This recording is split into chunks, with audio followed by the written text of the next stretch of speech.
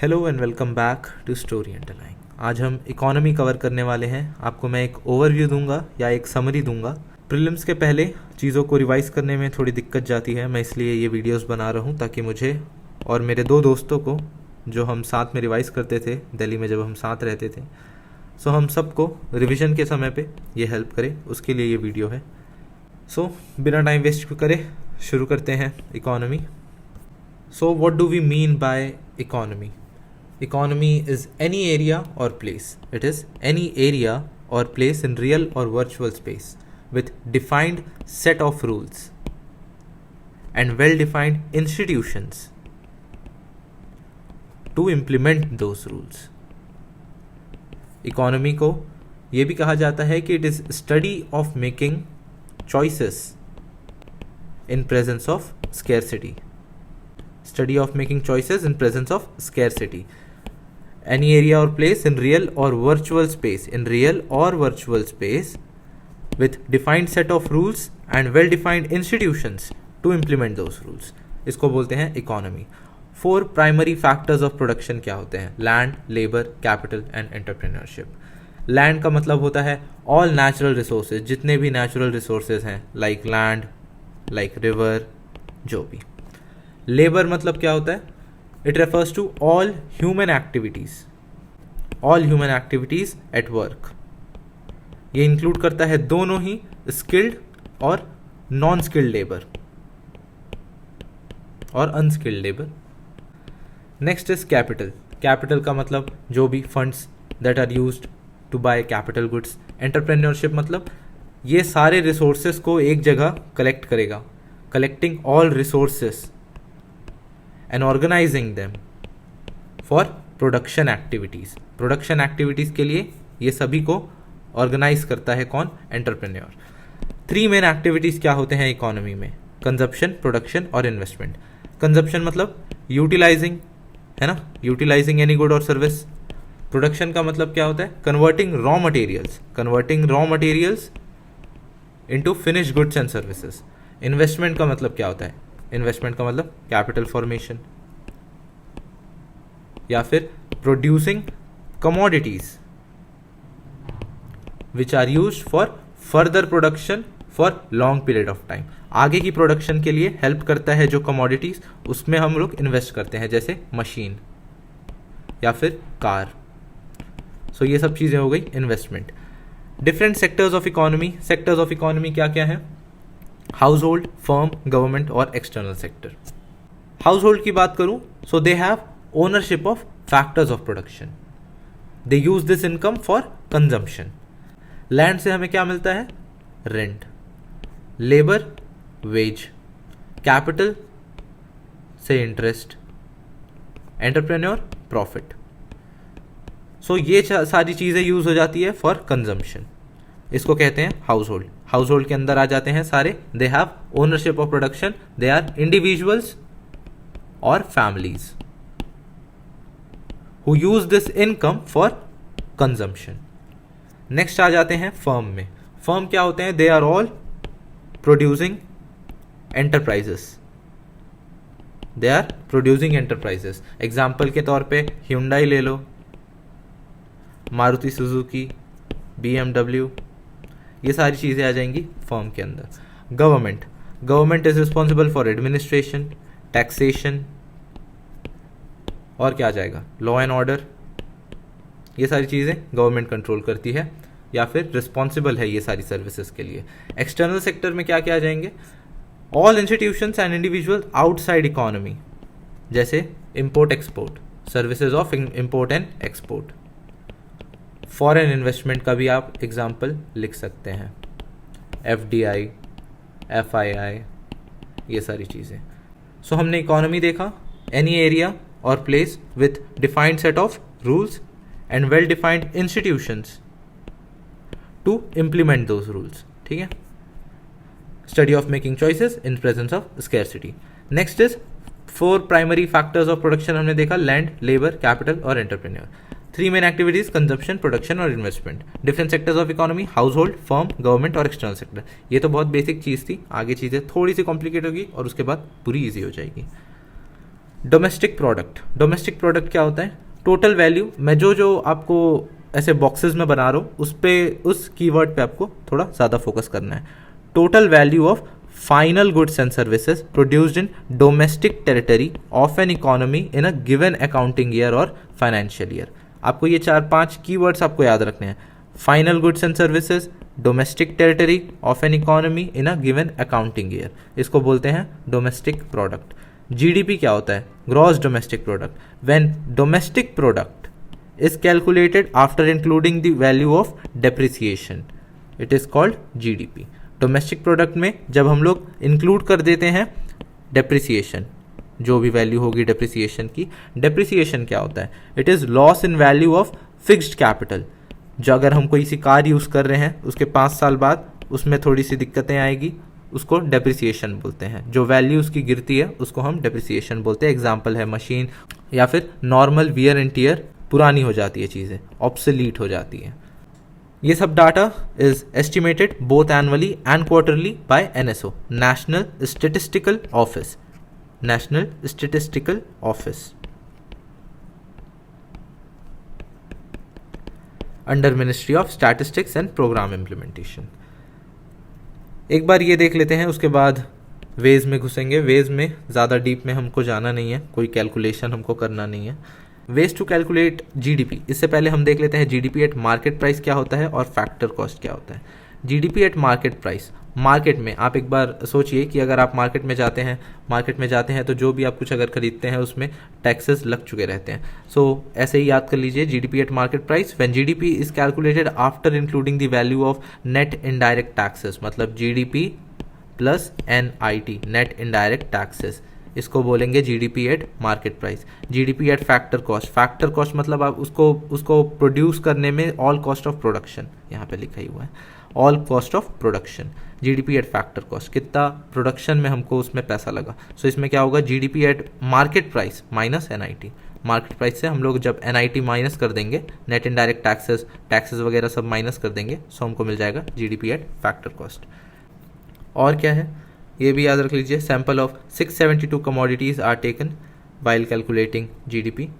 National income is equals to deducting indirect taxes and adding subsidies. National income को कैसे calculate करते हैं? Minus कर देते हैं इनडायरेक्ट टैक्सेस और ऐड कर देते हैं सब्सिडीज। जीडीपी डिफ्लेटर क्या होता है? GDP deflator measures the average change of prices of all goods and services in the economy. Average change क्या हो रहा है प्राइसेस में, उसको मेजर करता है जीडीपी डिफ्लेटर। प्राइस इंडेक्स क्या होता है? It is used to find increase in price and convert nominal GDP into real GDP. Price index का काम क्या होता है? नॉमिनल जीडीपी को रियल जीडीपी में कन्वर्ट करने का। Next is real GDP when GDP is calculated after removing the impact of price increase.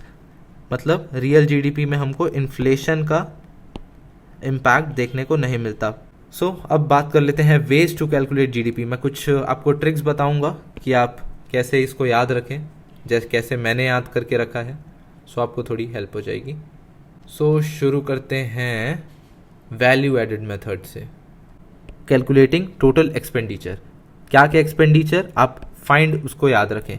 Total expenditure हम लोग को फाइंड करना है, ऐसे याद कर लीजिए। तो फाइंड का एफ का आपने देखा, फैक्टर्स ऑफ प्रोडक्शन आप याद कर लेंगे तो आपको ये सब चीज़ें याद आ जाएगी, रेंट, वेजेस, प्रॉफिट और इंटरेस्ट, है ना। आई से क्या आता है? Intermediate goods. एन से आ जाएगा नेट इनडायरेक्ट टैक्सेस, और डी से क्या आ जाएगा? डेप्रिसिएशन। ठीक है, फाइंड का ये फुल फॉर्म है, मतलब फुल फॉर्म क्या, ये निमोनिक बनाया है मैंने। फैक्टर्स ऑफ प्रोडक्शन आपको याद आ जाना चाहिए, intermediate goods, net indirect taxes और डेप्रिसिएशन। ये फाइंड आपको बता देगा। सो इससे हमको क्या पता चलता है, आपको मैं एक रफ आइडिया दे देता हूँ। GVO, सबसे पहले हम GVO निकालते हैं। सारे जितने भी हैं ये एक्सपेंडिचर्स, इसको हम लोग ऐड करेंगे, सो निकलेगा हमारा GVO, gross value of output. Gross, एक मिनट में लिख देता हूँ, ग्रॉस वैल्यू ऑफ आउटपुट, ये हमारा निकलेगा एट मार्केट प्राइस, है ना। जो भी आएगा, जितना भी एक्सपेंडिचर हुआ होगा वो इसमें आ जाएगा, हमको ये मिल जाएगा GVO। उसके बाद GVA at market price. GVA at market price हम निकालते कैसे हैं? GVO at market price minus intermediate goods. Intermediate goods को हम माइनस कर देते हैं, वाई?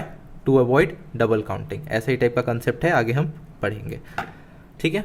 तो हम GVA कैसे निकालेंगे? GVA at market price by GVO, जो भी टोटल एक्सपेंडिचर हुआ था उससे माइनस करके इंटरमीडिएट गुड्स को माइनस कर देंगे तो हमको हमारा निकल जाएगा GVA एट मार्केट प्राइस। और उसके बाद NVA कैसे निकालते हैं? ये NVA eight market price, GVA at market price को हम माइनस कर देंगे डेप्रिसिएशन से माइनस कर देंगे हम NVA निकालने के लिए। GVA निकालने के लिए GVO से माइनस कर देंगे हम इंटरमीडिएट गुड्स, और NVA निकालते समय GVA से हम माइनस कर देंगे डेप्रिसिएशन। इतने से आपका काम हो जाना चाहिए। टोटल एक्सपेंडिचर फाइंड आपको याद रखना है, factors of production, intermediate goods, क्या था इसका, नेट इनडायरेक्ट टैक्सेस, और T से डेप्रिसिएशन, ठीक है। Next is income method. Income method के लिए आपको RIMPC याद रखना पड़ेगा, RIMPC। सो इससे क्या क्या आ जाता है? R से आपको याद आ जाना चाहिए rent on tangible assets, plus royalty. ये दो आपको चीज़ें याद आ जानी चाहिए, रेंट एंड रॉयल्टी, ठीक है। Rent on tangible assets and royalty on non tangible assets. Royalty किस में मिलती है? Non tangible assets. एग्जाम्पल के तौर पे when you lease out copyright और पेटेंट, KFC का फ्रेंचाइजी, ये सब आ जाता है रॉयल्टी में, रॉयल्टी मिलती है इसकी। और रेंट हो गया टैंजिबल एसेट्स पर, ठीक है। फिर आई से हमने देखा रेंट एंड रॉयल्टी। फिर आ जाता है आई से मतलब है इंटरेस्ट। लोन्स जो भी हम देते हैं, loans given to buy capital goods, ठीक है, इंटरेस्ट। M से क्या याद आ जाना चाहिए? M से याद आ जाना चाहिए मिक्स्ड इनकम। मिक्स्ड इनकम किन की होती है? Of self employees. Example street vendor का वो सेल्फ एम्प्लॉयड है, उसके वो आ जाएगा अंडर मिक्स्ड इनकम, ठीक है। रेंट प्लस रॉयल्टी, अच्छे से याद कर लो यार, ये अच्छा ट्रिक है, मैं तो यही यूज़ करता हूँ हमेशा, कभी कोई पूछ भी देता है तो। इंटरेस्ट, M से क्या आ जाएगा? M से आ जाएगा मिक्स्ड इनकम। P का मतलब क्या होता है? प्रॉफिट। मनी पेड, याद रख लो, मनी पेड टू एंटरप्रेन्योर, ठीक है। डिविडेंड भी बोल सकते हैं, dividend which is given as part of profit paid to shareholder. C से क्या मतलब है? कंपनसेशन। ये क्या होता है? Income method. Ways to calculate GDP पढ़ रहे हैं, सबसे पहले पढ़े हम लोग वैल्यू एडेड मेथड, अब पढ़े इनकम मेथड में क्या क्या आ जाता है? Rent and royalty. Interest, mixed income किसका? स्ट्रीट वेंडर्स जो भी होंगे। रेंट एंड रॉयल्टी, जो भी रेंट किस में देते हैं? टैंजिबल एसेट्स में। रॉयल्टी किसकी मिलती है? नॉन टैंजिबल एसेट्स में। एग्जांपल KFC की फ्रेंचाइजी, डोमिनोज की फ्रेंचाइजी। इंटरेस्ट का क्या मतलब है? Loans given to buy capital goods, जो भी लोन लेते हैं to buy capital goods. Profit में क्या आ जाएगा? प्रॉफिट में क्या आ जाता है? मनी पेड टू एंटरप्रेन्योर, या फिर dividend which is given as part of profit to shareholder. Compensation of employees आ जाता है, वेजेस, सैलरीज इन कैश और काइंड जो भी हो। सोशल सिक्योरिटीज जो हम देते हैं, एग्जाम्पल पेंशन देते हैं, उनको PF मिलती है। सो ये सब आ जाता है कंपनसेशन में, कंपनसेशन ऑफ एम्प्लॉयज। उसके बाद मिक्स्ड इनकम हमने देख लिया। सो इससे क्या निकलता है हमारा? NDP eight factor cost. जब भी नेट लिखा हो, जहाँ पर एक कंसेप्ट दिमाग में घुसा लो, जहाँ पर भी नेट लिखा हो उसका मतलब होता है क्या? नो डेप्रिसिएशन, उसमें डेप्रिसिएशन नहीं इंक्लूडेड है। जब भी FC लिखा हो, फैक्टर कॉस्ट है ना, फैक्टर कॉस्ट, इसका मतलब ये होता है कि यहाँ पे कोई NIT इंक्लूडेड नहीं है, no NIT, no net indirect taxes, यहाँ पे माइनस NIT है। Next is expenditure method. Expenditure में आप CIGE याद रख लें, या फिर सिगरेट याद रख लें। बहुत से लोग किस में अपना एक्सपेंडिचर करते हैं? सिगरेट में, ठीक है। तो CIGE याद रख लो, CIGE एक्सपेंडिचर मेथड के लिए। CIGE ये सबसे ईजी है, इसको याद रख लो। CIGE, चलो अब इसको डिस्कस कर लेते हैं। C से क्या मतलब होता है? कंजम्पशन का। Final consumption expenditure, consumption expenditure जो हम लोग करते हैं, जो कंज्यूम करते हैं उसमें जो एक्सपेंडिचर करते हैं। आई से क्या है, ग्रॉस इन्वेस्टमेंट, पूरा इन्वेस्टमेंट जो हम करते हैं, ठीक है। जी से मतलब क्या है, गवर्नमेंट एक्सपेंडिचर, जो भी गवर्नमेंट एक्सपेंडिचर करती है। ई से क्या मतलब है, ई से मतलब है नेट एक्सपोर्ट्स, ठीक है। सो ये सब चीज़ें अपने दिमाग में आपको रखनी पड़ेगी। इससे क्या निकलता है, GDP at market price, expenditure method, all total expenditure on final goods and services produced in domestic territory. So ये हमने कुछ ज़रूरी चीज़ें देख ली। आपको ये तीन चीज़ें याद रखनी बहुत ज़रूरी है, FIND, RIMPC और सिगरेट।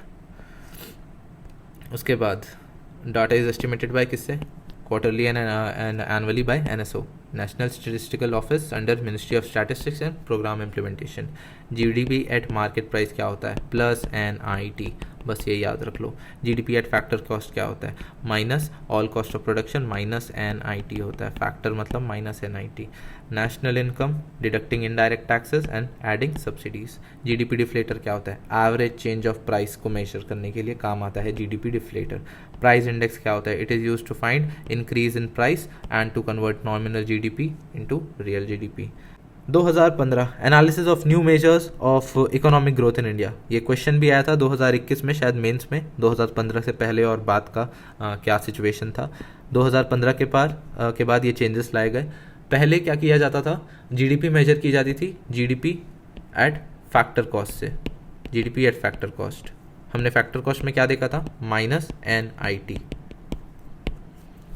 सो अब क्या किया जाता है, जीडीपी एट मार्केट प्राइस से कैलकुलेट किया जाता है GDP at factor cost plus NIT।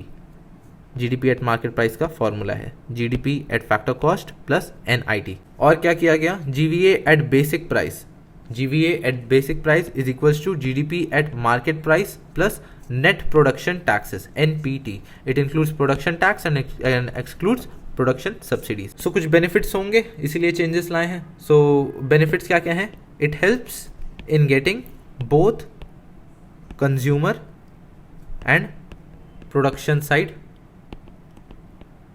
और producer side of the market, ठीक है। Helps in getting both consumer and production side of the market. दूसरा बेनिफिट क्या है, it makes India's data easily understood globally, ठीक है।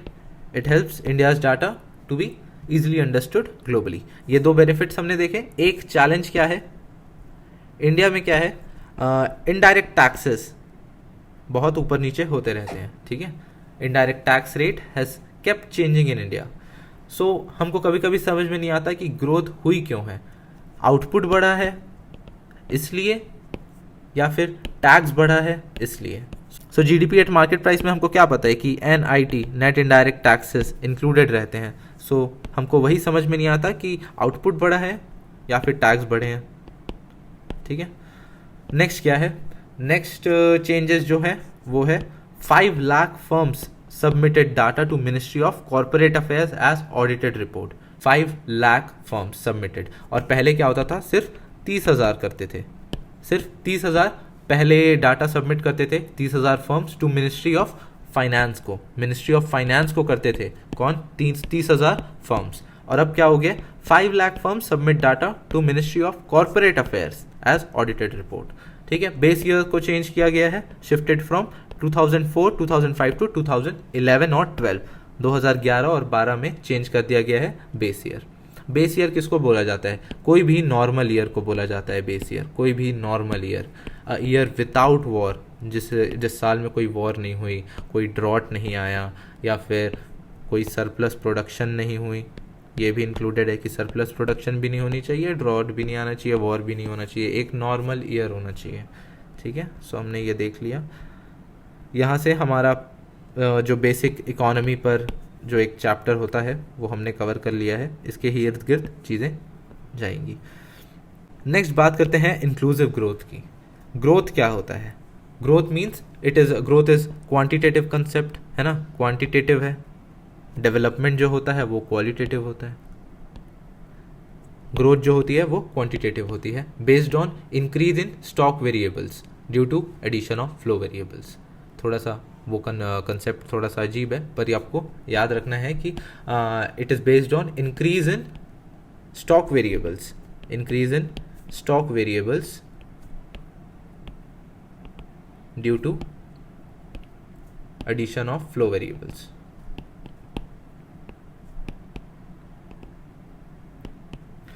Flow variables क्या होते हैं?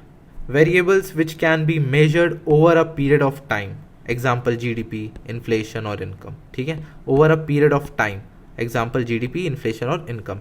Any addition or subtraction to stock variable is flow. Any addition or subtraction to stock variable is flow. Variables, flow variables क्या होते हैं? जिसको मेजर किया जा सकता है over a period of time. Example है GDP, inflation, income. Any addition to और subtraction to stock variables is flow. Stock variable क्या होता है? All those variables which can be measured at a point of time. ये कब भी इसको over a period of time हम measure करते हैं, और stock variables can be measured at a point of time. Example क्या है? पॉपुलेशन इन सितंबर, या फिर वेल्थ इन सितंबर, या फिर इस टाइम पे आपकी वेल्थ क्या है, या फिर कैपिटल स्टॉक. सो इसको बोला जाता है stock variable. Flow variables, variables which can be measured over a period of time. 1960 में it was found that trickle down theory was found to be irrelevant. Why? क्योंकि ग्रोथ तो हो रही थी, बट उससे सभी का स्टैंडर्ड ऑफ लिविंग नहीं बढ़ रहा था. ग्रोथ हो रही थी बट स्टैंडर्ड ऑफ लिविंग सबका नहीं बढ़ रहा था. सो इसके कारण ट्रिकल डाउन थ्योरी को इररिलेवेंट मान दिया गया. अगर मैं आपको कंसेप्ट बताऊं ट्रिकल डाउन थ्योरी का, सो फिर ये माना जाता था कि ज़्यादा इंडस्ट्रियलाइजेशन होगा, ज़्यादा कमर्शियलाइजेशन होगा, ज़्यादा अर्बनाइजेशन होगा, which will increase productivity of labour और workers and also will improve their earning capacity. धीरे धीरे वो परकुलेट होता जाएगा लोअर इनकम ग्रुप्स के ऊपर, लोअर इनकम ग्रुप्स के ऊपर. और उससे क्या होगा? It will lead to upliftment of everyone's standard of living. Industrialisation होगा, ज़्यादा कमर्शियलाइजेशन होगा, और फिर अर्बनाइजेशन भी होगा. इससे क्या होगा? Production capacity of workers will increase. इससे क्या होगा? ये धीरे धीरे नीचे परकुलेट होता जाएगा टू लोअर इनकम ग्रुप, और this will lead to increasing standard of living. But ऐसा नहीं हो रहा था. ठीक है? सो इसीलिए 1960 में इसको इररिलेवेंट मान लिया गया. Therefore now Simon Kuznets, Mehboob ul Haq and Amartya Sen started propagating the concept of development and inclusive growth. Simon Kuznets, Mehboob ul Haq and Amartya Sen started propagating the concept of development and inclusive growth. Next बात करते हैं features of inclusive growth की. सो बात करते हैं equity की. Equity का मतलब होता है giving equality of opportunity. Equality of opportunity देना चाहिए. बेसिक रिसोर्सेज जो हैं वो सभी को एक्सेसिबल होने चाहिए, और होनी चाहिए freedom of making choices. Freedom of making choices भी सबको मिलनी चाहिए. सो दो टाइप की इक्विटी होती है, वर्टिकल इक्विटी और हॉरिजॉन्टल इक्विटी. वर्टिकल इक्विटी में क्या होता है? More burden on richer to uplift the vulnerable and poor section. Poor section को अपलिफ्ट करने की रिस्पॉन्सिबिलिटी किसको मिलेगी, या फिर बर्डन किसके ऊपर आएगा? डेवलप्ड या रिच सेक्शन के ऊपर. ठीक है? एग्जाम्पल के तौर पे प्रोग्रेसिव टैक्सेशन. जो रिच हैं उनको टैक्स ज़्यादा भरवाओ, और जो पुअर हैं उनसे टैक्स कम लो. इसको बोलते हैं प्रोग्रेसिव टैक्सेशन. ठीक है? और वैसे ही सब्सिडी भी दो. फिर आ जाता है दो टाइप मैंने बताया. एक हो गया वर्टिकल, हमने जो देखा, इसका एग्जांपल आ जाएगा प्रोग्रेसिव टैक्सेशन करो. जो रिच हैं उनके ऊपर रिस्पॉन्सिबिलिटी दो, या फिर उनको ऊपर ज़्यादा बर्डन दो कि वो अपलिफ्ट करें या डेवलप करें पुअर सेक्शन को. फिर आ जाता है हॉरिजॉन्टल इक्विटी. हॉरिजॉन्टल इक्विटी में क्या आता है? Treating people at same income level in same manner. Same income level में जो भी होंगे उन लोगों को सेम मैनर में ट्रीट करो. इसको बोला जाता है हॉरिजॉन्टल इक्विटी. अगर आपको मैं डायग्राम के वे में समझाऊं, सो ये हो गया क्या चीज़? Vertical equity. ये हो जाएगा हॉरिजॉन्टल इक्विटी. यहाँ पे आ जाएंगे रिच, इन लोग का टैक्स भी ज़्यादा. यहाँ पे हो जाएंगे पुअर, इन लोग का टैक्स भी कम. यहाँ पे पर्सन 1 पर्सन 2 दोनों का जितना सेम लेवल होंगे, मतलब दोनों की इनकम 100 होगी, तो दोनों को 10 रुपये टैक्स भरना पड़ेगा। ये हो गई हॉरिजॉन्टल इक्विटी। पॉवर्टी इरेडिकेशन, ठीक है। Other features of inclusive growth, सबसे पहले हमने देखा इक्विटी, इक्विटी मतलब इक्वालिटी ऑफ अपॉर्चुनिटी। फिर हमने देखा पॉवर्टी इरेडिकेशन। पॉवर्टी इरेडिकेशन में क्या हो जाता है, no one in the economy lives below minimum needed for survival, ठीक है। ये सीधे डायरेक्ट अटैक करता है किस पर, पॉवर्टी पर। कैसे, through programs like employment create करना, हंगर को दूर करना, इम्प्रूविंग कैपेसिटी इम्प्रूवमेंट प्रोग्राम्स चलाना, प्रोवाइड करना यार बेसिक नेसेसिटी, या improving the accessibility of resources like clean water, sanitation, ये सब चीज़ें आ जाएंगी पॉवर्टी इरेडिकेशन के अंदर। फिर आ जाता है sustainable development. Sustainable development means increase in GDP without damaging environment. बस इतना ही कंसेप्ट है, विदाउट डैमेजिंग इन्वायरमेंट, ठीक है। जो भी हम पॉलिसीज़ बनाएंगे उस पर हम लोगों को ऐसे पॉलिसीज़ बनाने हैं जिससे उसको ज़्यादा घाटा ना हो, हमारे इन्वायरमेंट को ज़्यादा प्रभाव ना पड़े। एग्जाम्पल के तौर पे आप याद रख सकते हैं Ottawa contract act. Ottawa contract act, ये कनाडा में है, कनाडा में देखने को मिलेगा ओटावा कॉन्ट्रैक्ट एक्ट। ये है सस्टेनेबल कटिंग ऑफ ट्रीज। इसका आप एग्जाम्पल के तौर पे यूज़ कर सकते हैं। अच्छा एग्जाम्पल है Ottawa contract act. Best practices के अंदर आप लिख सकते हैं, कनाडा में हमको देखने को मिलेगा, कनाडा में Ottawa contract act for sustainable cutting of trees. Capacity enhancement और removing capability deprivation, it was given by Amartya Sen. हमने देखा कि जो डेवलपमेंट या फिर इंक्लूसिव ग्रोथ का कंसेप्ट था, it was given by Simon Kuznets, Mahbubul Haq and Amartya Sen. Capacity enhancement एक फीचर है, इंक्लूसिव ग्रोथ के अंदर आता है। कैपेसिटी एनहांसमेंट और removing capability deprivation, it was given by Amartya Sen. इसका मतलब ये होता है कि income is not the only source of deprivation, people can also be deprived by discrimination like on the basis of gender, ठीक है, gender, race, religion etc. A person can also be deprived, या फिर discrimination is also reflected in absence of public amenities। जैसे आप बोल सकते हैं कि रैंप ना होना, कोई भी बिल्डिंग में रैंप ना होना for a wheelchair to move, ये भी एक डेप्रीवेशन है या एक डिस्क्रिमिनेशन है। सो ये एक बहुत बड़ा कंसेप्ट है, it was given by Amartya Sen, capacity enhancement और रिमूविंग कैपेबिलिटी डेप्रीवेशन। हमने क्या क्या देख लिया इंक्लूसिव ग्रोथ के अंदर। ग्रोथ में हमने देखा flow variables and stock variables. Features हमने देखी equity, poverty eradication, sustainable development and capacity enhancement, it was given by Amartya Sen. Simon Kuznets, Mahbubul Haq and Amartya Sen started propagating concept of development and inclusive growth. Policies क्या क्या हैं to implement inclusive growth? Short में देखते हैं। Physical infrastructure के लिए communication और electrification पे हमको काम करना है। एक एक एग्जांपल आपको याद रख लेना है। जैसे फिजिकल इंफ्रास्ट्रक्चर डेवलपमेंट में आप एग्जांपल के तौर पे दे सकते हैं ग्राम सड़क योजना, है ना, ग्राम सड़क योजना, या फिर भारतमाला प्रोजेक्ट, ठीक है। ये सब क्या है, कनेक्टिंग। भारतमाला प्रोजेक्ट क्या है, it talks about connecting backward areas to district headquarters. Backward areas को डिस्ट्रिक्ट हेडक्वार्टर्स से कनेक्ट करता है Bharatmala project. Improving standard of living, ये सब चीज़ें इससे अफेक्ट होगी। कम्युनिकेशन में आप एग्जांपल दे सकते हैं क्या चीज़ का, कम्युनिकेशन में फ़ोन्स के जो रिवोल्यूशन हो रहे हैं, 4G 5G, ये सारे फिजिकल इंफ्रास्ट्रक्चर इसके होने चाहिए। इलेक्ट्रिफिकेशन में आप एग्जांपल लिख सकते हैं दीनदयाल उपाध्याय ग्राम ज्योति योजना आप लिख सकते हैं इसमें एग्जांपल्स। और सौभाग्य भी एक एग्जांपल आ जाता है, सौभाग्य, ठीक है। फिजिकल इंफ्रास्ट्रक्चर कैसे इंप्लीमेंट कर रहे हैं हम, इंक्लूसिव ग्रोथ, लोगों को इंक्लूसिव सबको साथ में कैसे लाएं, यही है फिजिकल इंफ्रास्ट्रक्चर डेवलप करना है। डेवलपमेंट ऑफ सिविक एमेनिटीज़ में क्या क्या आ जाता है, सारा कुछ, water supply, drainage benefits, toilets in public sphere, ये सब चीज़ें आ जाएगी डेवलपमेंट ऑफ सिविक एमेनिटीज़ में। एग्जाम्पल के तौर पे आप लिख सकते हैं जल जीवन, स्वच्छ भारत, ठीक है, स्वच्छ भारत ये सब चीज़ आ जाएगी डेवलपमेंट ऑफ सिविक ह्यूमैनिटीज़ में। फाइनेंशियल इंक्लूजन बहुत अच्छा पॉइंट रहता है, आप इसको बहुत जगह यूज़ करते हैं।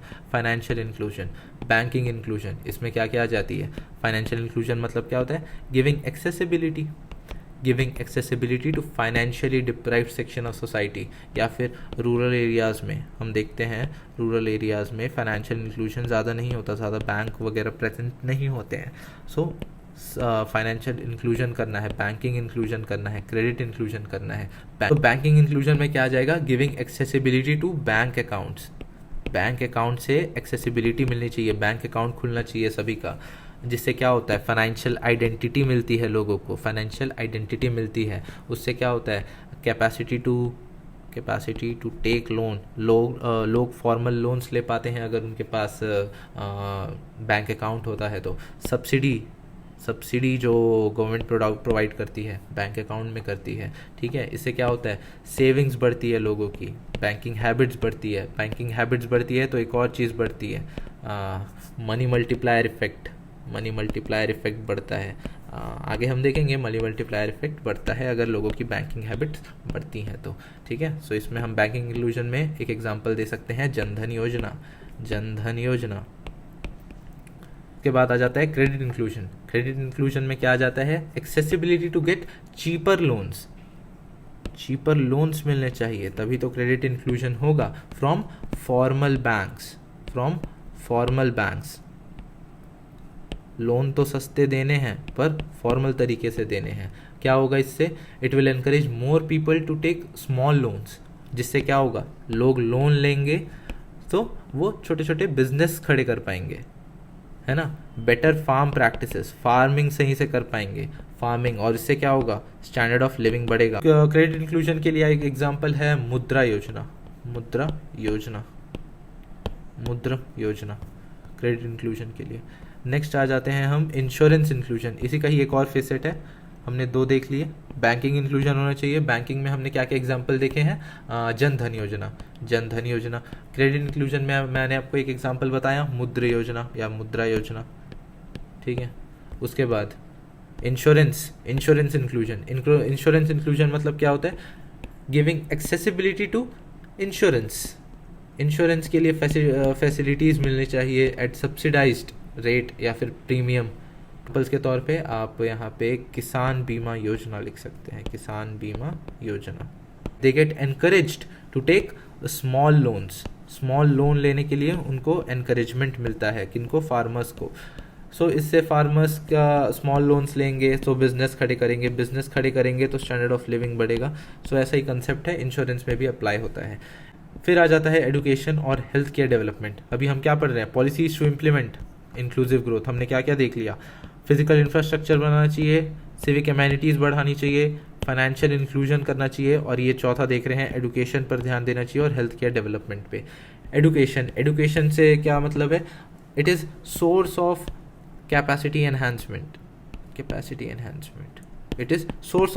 Enhancement education. वाई?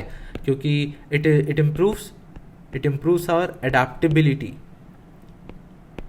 ठीक है। एडाप्टेबिलिटी हमारी बढ़ती है अगर हम एडुकेटेड रहते हैं तो। और क्या क्या हो जाता है? नॉलेज और इन्फॉर्मेशन बढ़ता है, ठीक है। इट इम्प्रूव्स प्रोडक्शन कैपेसिटी और हमारी कैपेसिटी टू अर्न मोर, हमारी कैपेसिटी बढ़ती है ज़्यादा अर्न करने की, नए जॉब्स पाने की। So education is source of capacity enhancement. Solution क्या है? एजुकेशन के आप सॉल्यूशन कुछ लेके चलें, जैसे बेटर इंफ्रास्ट्रक्चर होना चाहिए, better infrastructure for schools, separate toilets होने चाहिए, ठीक है। आप इसको सब पॉइंट्स में भी लिख सकते हैं, चैलेंजेस और बेनिफिट्स बना के। सेपरेट टॉयलेट्स होने चाहिए, और क्या क्या होना चाहिए? एक्सेसिबिलिटी होनी चाहिए स्कूल तक की, ज़्यादा दूर नहीं होना चाहिए स्कूल, ठीक है। क्योंकि और मेनली सेकेंडरी स्कूल दूर नहीं होना चाहिए। और क्या क्या ऑप्शंस है? टीचर एब्सेंटिज्म, ठीक है, टीचर जो एब्सेंट रहते हैं उसको कम करना है। सो ये हो गए एजुकेशन पर डेवलपमेंट। सो आप याद रखें, WHO चार चीज़ें कहता है। अगर हेल्थ केयर डेवलपमेंट इंक्लूसिव बनाना है तो आपको चार चीज़ों पर काम करना पड़ेगा। Accessibility to clean water, accessibility to sanitation, clean water, sanitation, nutrition और लास्ट में है trained medical professionals, trained medical professionals. ये 4 चीज़ों पर स्ट्रेस करता है WHO to have inclusive health care development.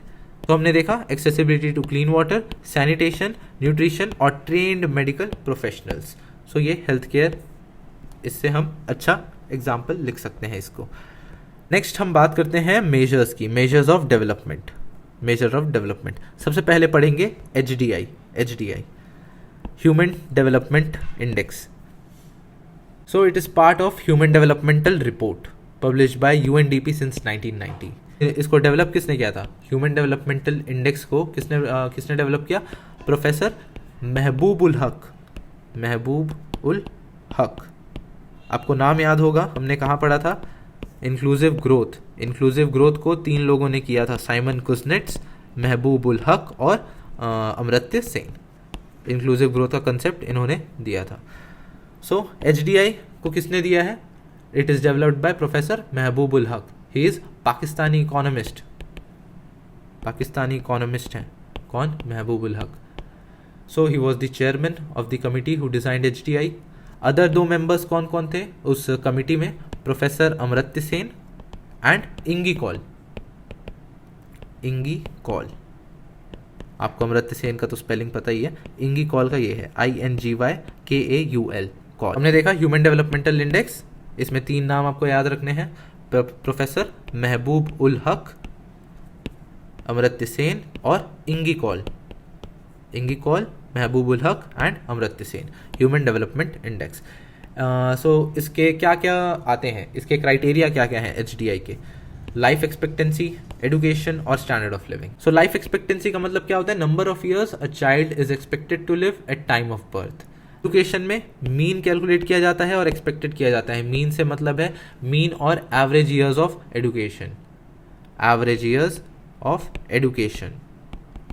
और एक्सपेक्टेड में क्या किया जाता है? Expected years of education. Standard of living की बात करें, so it is calculated after taking gross national income per capita of a country in dollar terms. हमने देखा हेल्थ इंडेक्स, एडुकेशन और स्टैंडर्ड ऑफ लिविंग। आप हेस भी याद रख लेंगे सो उससे काम बन जाएगा। आपको हेल्थ इंडेक्स में लाइफ एक्सपेक्टेंसी याद रखना है, और एजुकेशन में हम 2 चीज़ें कैलकुलेट करते हैं, मीन ईयर्स ऑफ एजुकेशन और expected years of education. So आपको ये कुछ चीज़ें याद रखनी पड़ेगी। Human development index, it is published by UNDP since 1990। बात करते हैं अदर मेजर्स ऑफ डेवलपमेंट की। GDI, gender development index. GDI, gender development index, is equals to human development index of females in a country upon human development index of males. Human development index of females upon human development index of mails. इससे निकलता है हमारा GDI, gender developmental index. Next हम बात करते हैं, ये हम पढ़ रहे हैं अभी, अरे ये क्या हो गया, ये क्राइटेरिया जो हम अभी देखेंगे, ये हम देखने वाले हैं GII का, जेंडर इनइक्वालिटी इंडेक्स। ठीक है, जेंडर इनइक्वालिटी इंडेक्स का ये क्राइटेरिया है। सो क्या हुआ, from 1995 onwards HDR started publishing GDI। जो HDR था, ह्यूमन डेवलपमेंट इंडेक्स, इसने स्टार्ट कर दिया पब्लिश करना GDI, gender development index. GDI हमने देखा क्या होता है, GDI of males, GDI of female upon GDI of male. ठीक है, अब GDI still continues along with GII। GII is gender inequality index. इसमें GII का हम लोग देखने वाले हैं ये criteria. Maternal health care, gender empowerment, labour force participation. Maternal health care में क्या क्या चीज़ें आ जाती है? मैटरनल हेल्थ केयर मेजर किया जाता है मैटरनल मोर्टेलिटी रेट से। इसका मतलब होता है number of women that died during child birth upon 1 lakh childrens born. इसको बोलते हैं मैटरनल मोर्टेलिटी रेट। और उसके बाद adolescent fertility rate. Next is adolescent fertility rate. Average number of childrens that a woman has when she is between 15 to 19 years of age. जितनी ज़्यादा value होगी maternal mortality और एडोलेसेंट फर्टिलिटी रेट की, उतनी ज़्यादा वुमेन की conditions deteriorate होगी या अच्छी नहीं होगी। मैटरनल मोर्टेलिटी रेट और एडोलेसेंट फर्टिलिटी रेट ज़्यादा नहीं होना चाहिए। Maternal mortality rate, number of women that died during child birth upon 1 lakh children. Adolescent fertility rate का मतलब क्या होता है? Average number of children that a woman has when she is between 15 to 19 years of age group. Next is gender empowerment. Women in higher education above 12th standard or women in parliament. Women in parliament. ये दो चीज़ों से major किया जाता है gender empowerment. Women in higher education above 12th standard and number of women in parliament. Women participation in parliament. Next criteria is labor force participation. Labor force participation of women. Women from 15 to 59 years of age group who are working. इनको बोला जाता है labor force participation. ये मतलब इनको गिना जाता है labor force के अंदर 15 to 59 years of age group के अंदर की women को who are working. ठीक है. और मैं चाहूँगा कि आप एक रिपोर्ट आती है, वो रिपोर्ट कौन पब्लिश करता है और क्या डाटा है, आप कमेंट सेक्शन में लिख दीजिए. एक बार सर्च करिए लेबर फोर्स पार्टिसिपेशन का डेटा, उसका कौन सा ऑर्गेनाइजेशन उसको पब्लिश करती है, और कमेंट सेक्शन में प्लीज़ लिख दीजिए. सो हमने देखा GII maternal health care, gender empowerment, labour force participation.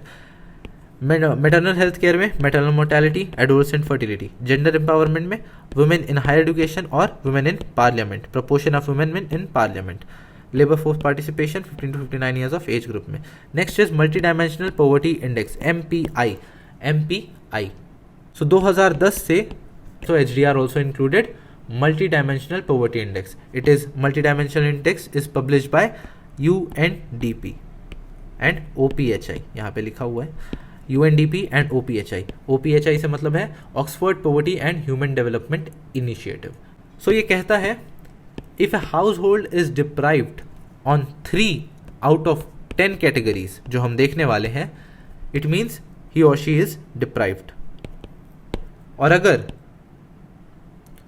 it is deprived on 6 out of 10 categories, that means it is or he or she is severely deprived. Deprived का मतलब होता है not having even basic necessity. ठीक है, not having even basic necessity. उसके बाद OPHI का measurement क्या होता है, इसके क्राइटेरिया क्या होते हैं, MPI के वो देख लेते हैं. एडुकेशन में ये मेजर करता है मीन ईयर्स और एनरोलमेंट रेशियो. ठीक है, दो चीज़ें मेजर करता है. आपको थोड़ा जूम आउट कर देता हूँ तो आप एक बार कंपेयर कर पाएंगे. HDI, आपको ये चीज़ें याद रखनी है. HDI में एडुकेशन में वो मेजर करता है मीन और एक्सपेक्टेड ईयर्स ऑफ एडुकेशन और स्कूलिंग. MPI में एडुकेशन में हम मेजर करते हैं मीन ईयर्स ऑफ स्कूलिंग और एनरोलमेंट रेशियो ऑफ चिल्ड्रन. ठीक है, ये हो गया एडुकेशन का. उसके बाद हेल्थ में हम मेजर करते हैं चाइल्ड मोर्टेलिटी अंडर 5 और न्यूट्रिशन को. चाइल्ड मोर्टेलिटी मतलब under 5, that means number of children dying before the age of 5 years upon 1000. इसीलिए मैं बोल रहा था आप ये 1 लाख याद रखें. मैटरनल मोर्टेलिटी में 1 लाख चाइल्ड बर्थ आता है. Number of women died while giving child birth upon 1 lakh children. और हम यहाँ पे देखेंगे चाइल्ड मोर्टेलिटी का मतलब होता है number of children dying before the age of 5 before the age of 5 upon 1000 children in that age category. Next criteria nutrition है. मीन ईयर्स हमने देखा, एनरोलमेंट रेशियो. हेल्थ में हमने देखा चाइल्ड मोर्टेलिटी और nutrition. Next is standard of living. हमने देखा education, health. Next is standard of living. Accessibility to clean water, accessibility to sanitation, accessibility to energy. Type of cooking fuel that is used, type of floor of house, type of assets that they have. So हमने देखा standard of living, health और education. ये कौन publish करता है? UNDP and OPHI multi dimensional poverty index. GDI हमने देखा और HDI हमने देख लिया. वर्ल्ड हैप्पीनेस इंडेक्स हम देखते हैं. It is published in global happiness report. It is published in Global Happiness Report by UN Framework for Sustainable Solution Network. Every year since 2012. World Happiness Index published in Global Happiness Report published by UN Framework of Sustainable Solution Network since 2012. Credit जाता है king Wangchuck of Bhutan. Gross national happiness इन्होंने develop किया था. Next is Global Hunger Index, published by WHI and CWW. WHI means Wealth, Hunger, Life and CWW that is Concern Worldwide. Nutrition, इसके criterias क्या क्या हैं वो देख लेते हैं, उसके बाद ख़त्म करते हैं आज का ये सीरीज़। हमने 2 चैप्टर्स का कवर कर लेंगे, इकोनॉमी जो बेसिक है और एक इंक्लूसिव ग्रोथ। आगे हम बात करेंगे दूसरे टॉपिक्स की। Global hunger index published by WHI and Concern Worldwide. Concern Worldwide is an NGO. Criterias क्या क्या हैं? न्यूट्रिशन, न्यूट्रिशन एक क्राइटेरिया है, चाइल्ड मोर्टेलिटी एक क्राइटेरिया है, चाइल्ड मोर्टेलिटी अंडर 5, इसमें आपको 1000 याद रखना है। और किसमें?